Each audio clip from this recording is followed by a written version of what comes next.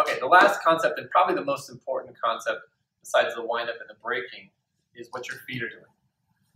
So my feet are, the reason why we pay all this money for these expensive shoes is that allows my feet to swivel like this, and it allows my whole body to swivel over that foot. It's loose and I can turn when I need it to, but it's also sticky when I need it to. So that's the beauty of these shoes. Anyway, so I see a lot of times when people turn, they will try to turn their foot first and their body behind, and then their feet start to get kind of tangled up on each other. Okay?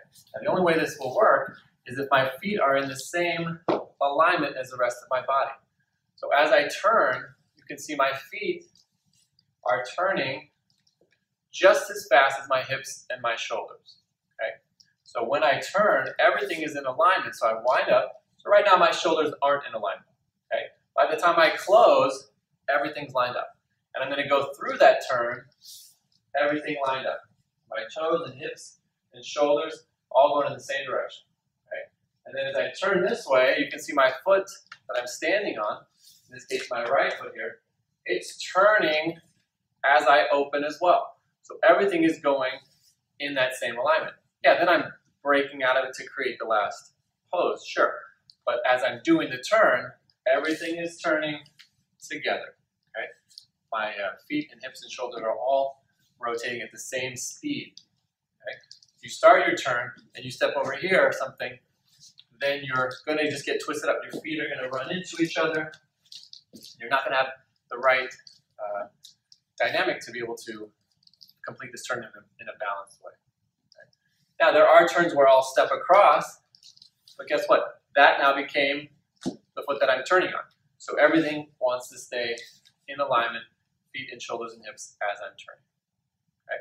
So any of these turns in ballroom become very important to adjust the feet at the same rate of turn as the rest of the body. Okay? That way we avoid, this is the biggest problem I see. They step over there first, their body hasn't turned anywhere yet. Okay? So I step, rotate the body, and the feet are matching the speed of the turn. So you have to allow your foot to pivot half a turn. Okay? So the maximum I can probably do without getting tangled up is about half a turn. Okay? As I step, I do half a turn. Now, once I get to that half a turn point, I have to change weight and allow the other foot to pivot. So I let my left foot swivel, right foot swivel, left foot swivel. Okay? So everything I'm doing is turning in this half a turn, same design. Okay?